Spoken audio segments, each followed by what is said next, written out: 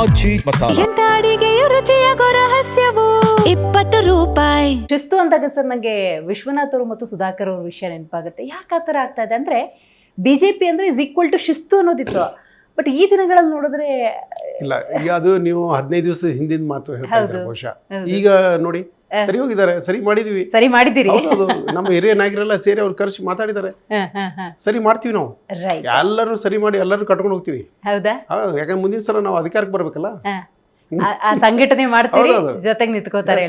Right sir, ಈಗ ಕಳೆದ 2023 ಹಳೇದಾಗಿರ್ಬೋದು, 3 ವರ್ಷ ಆಗಿರ್ಬೋದು ಚುನಾವಣೆಯಾಗಿ BJP ಆತ್ಮವಿಶ್ವಾಸದಿಂದಲೋ ಅಥವಾ ಕಾಂಗ್ರೆಸ್ನ ಗ್ಯಾರಂಟಿ ಯೋಜನೆಗಳಿಂದಲೋ 60+ ಡಿಜಿಟಿಗೆ ಬಂದು ನಿಂತ್ಕೊಂತು.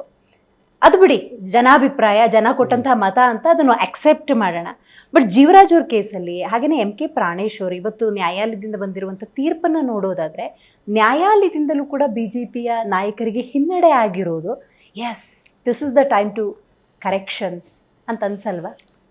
ಇವು ಕೆಲವೊಂದು ನ್ಯಾಯಾಲಯದಲ್ಲಿ ಬರುವಂಥ ಇವು ವಿಷಯಗಳು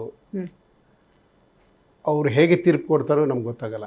ಬಟ್ ನಿರಂತರ ನಾವು ಅದರ ಬಗ್ಗೆ ನಮ್ಮ ಪರವಾಗಿ ಏನು ಫೈಟ್ ಮಾಡಬೇಕು ನಾವೆಲ್ಲ ಮಾಡ್ತಿರ್ತೀವಿ.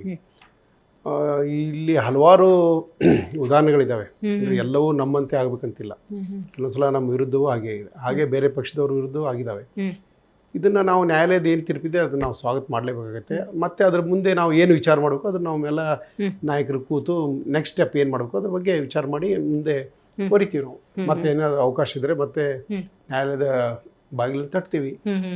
ಸರ್, ನಿಮ್ಮ ವಿಚಾರಕ್ಕೆ ಬರೋದಾದ್ರೆ 37 ವರ್ಷಗಳ BJPಯ ಜೊತೆಗಿನ ರಾಜಕೀಯ ನಂಟು ಒಂದು ಆತ್ಮತೃಪ್ತಿ ತಂದಿದೆಯಾ ಸರ್? ನಿಮಗೆ ಕೊಟ್ಟಂತಹ ಜವಾಬ್ದಾರಿ ಇರ್ಬೋದು, ಪಕ್ಷ ನಿಮ್ಮನ್ನು ನಡೆಸ್ಕೊಂಡಿರ್ಬೋದು, ಅವ್ರು ಕೊಟ್ಟಂಥ ಟಾಸ್ಕನ್ನು ನೀವು ಫುಲ್ಫಿಲ್ ಮಾಡಿರೋದಿರ್ಬೋದು. ಖಂಡಿತ. ಯಾಕಂದರೆ ನಾನು ರಾಜಕೀಯ ಕುಟುಂಬದ ಹಿನ್ನೆಲೆಯಲ್ಲಿ ಬಂದವನಲ್ಲ, ವ್ಯವಸ್ಥೆ ವಿರುದ್ಧ ಹೋರಾಟ ಮಾಡಿ ಬಂದಂಥವ್ರು ನಾವು. ನಮ್ಮಂಥ ಲಕ್ಷಾಂತರ ಜನ ಕಾರ್ಯಕರ್ತರು ಇಡೀ ದೇಶದಲ್ಲಾಯಿತು, ನಮ್ಮ ರಾಜ್ಯದಲ್ಲಿ ಇದ್ದಾರೆ. ನಾವು ನಮ್ಮ ಹಳಬರನ್ನ ಅಂದರೆ ಹಿರಿಯರನ್ನ ನೆನೆಸ್ಕೊಂಡಾಗ, ಅಂದರೆ ಜನಸಂಘ ಕಾಲದಿಂದಲೂ ಕೂಡ ಭಾಳಷ್ಟು ಕಾರ್ಯಕರ್ತರು ತ್ಯಾಗ ಮಾಡಿದ್ದಾರೆ, ಬಲಿದಾನ ಆಗಿದೆ ಅವ್ರದ್ದೆಲ್ಲ. ಅವ್ರದ್ದು ಕನಸು ಇಷ್ಟೇ ಇತ್ತು ರೀ. ನಾವು ಪ್ರಾರಂಭದಲ್ಲಿ ಬಂದಾಗ ಇಷ್ಟೇ ಇತ್ತು, ಯಡಿಯೂರಪ್ಪ ಮುಖ್ಯಮಂತ್ರಿ ಆಗ್ಬೇಕು, ವಾಜಪೇಯಿ ಪ್ರಧಾನಮಂತ್ರಿ ಆಗ್ಬೇಕು, ಅಥವಾ BJP ಅಧಿಕಾರ ಬರ್ಬೇಕು, ಇಷ್ಟೇ ಇತ್ತು ನಮ್ದು. ಯಾವುದೇ ಆಶೆ ಇದು ನಮ್ಗೇನೋ ಸಿಗಬೇಕು, ನಾನೇನೋ ಆಗ್ಬೇಕು ಅಂತ ಇಲ್ಲ. ಇವತ್ತಿಗೂ ಅಂತ ಕಾರ್ಯಕರ್ತರಿದ್ದಾರೆ, ಅವಾಗಲೂ ಹಂಗಿದ್ರು. ಅದನ್ನೆಲ್ಲ ನೆನೆಸ್ಕೊಂಡಾಗ ನನಗೆ ತೃಪ್ತಿ ಇದೆ. ಇಷ್ಟು ವರ್ಷ ನಾನು ಪಕ್ಷ ಸಂಘಟನೆಯಲ್ಲಿದ್ದೆ, ಪಕ್ಷ ಏನೂ ಇಲ್ಲದಾಗ ಕಷ್ಟಪಟ್ಟು ನಾವೆಲ್ಲ, ನಾ ಒಬ್ಬನೇ ಅಲ್ಲ, ಯಡಿಯೂರಪ್ಪರ ಜೊತೆ ಇರ್ಬೋದು, ಅನಂತಕುಮಾರ್ ಜೊತೆ ಇರ್ಬೋದು, BB ಶಿವಪ್ಪ ಅವರು ಇರ್ಬೋದು, ಡಾಕ್ಟರ್ ತಂಗ, ಸೇಡಮ್ಮ ಪಾಟೀಲ್ ಅವರು, ಎಲ್ಲರ ಜೊತೆ ಕೆಲಸ ಮಾಡಿದ್ದೀವಿ ನಾನು. ಸೊ ತಳಹಂತದಲ್ಲಿ ಗ್ರಾಮೀಣ ಪ್ರದೇಶದಲ್ಲಿ ಏನು ಪಕ್ಷ ಇಲ್ಲದಾಗ ನಾವೆಲ್ಲ ಕೆಲಸ ಮಾಡಿದೀವಲ್ಲ, ಇವತ್ತು ಒಂದು ಕೇಂದ್ರದಲ್ಲಿ ಉತ್ತಮವಾದಂಥ ಆಡಳಿತ ಕೊಡ್ತಾ ಇರುವಂಥ ಒಂದು ಹೆಮ್ಮೆಯ ಪ್ರಧಾನಿ ನಮ್ಮವರಿದ್ದಾರೆ. ಅದು ನಮಗೆ ಹೆಮ್ಮೆ. ನಾವು ಅದೃಷ್ಟವಂತರು ಈ ಕಾಲದಲ್ಲಿ ನಾವು ಇದೀವಲ್ಲ BJP ಅಂತೇಳಿ. ಹಾಗೆ ಯಡಿಯೂರಪ್ಪ ಇದ್ದಾಗ ಸಾಕಷ್ಟು ಉತ್ತಮವಾದಂಥ ಆಡಳಿತವನ್ನು ಕೊಟ್ಟರು. ಏನೇನೋ ಕಾರಣಕ್ಕೆ ಇದು ಚುನಾವಣೆ ಸೋತಿರ್ಬೋದು ನಾವು. ಆದರೆ ಬೇರೆ ರಾಜ್ಯಗಳಲ್ಲಿ ಕೂಡ ನೋಡಿದಾಗ ಎಲ್ಲ ರಾಜ್ಯಗಳಲ್ಲಿ ಉತ್ತಮವಾದಂಥ ಆಡಳಿತವನ್ನು ನಾವು ಕೊಡ್ತಾ ಇದ್ವಿ.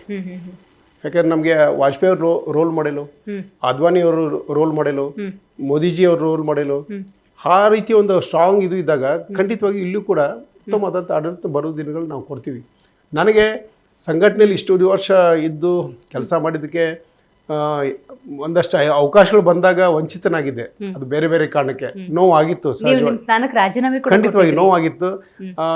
ಕಾರ್ಯಕರ್ತರ ಒತ್ತಡ, ಸ್ನೇಹಿತರ ಒತ್ತಡ, ಎಲ್ಲೋ ಒಂದು ಕಡೆ ನೀವು ಪ್ರತಿಭಟನೆ ಮಾಡದೆ ಹೋದ್ರೆ, ಒಂದು ಗಾದೆ ಮಾತಿದೆಯಲ್ಲ, ಮಗು ಹಾಲು ಕೊಳ್ಳೆ, ಆ ರೀತಿ ಸ್ವಲ್ಪ ಆ ಸಂದರ್ಭ ಬಂತು.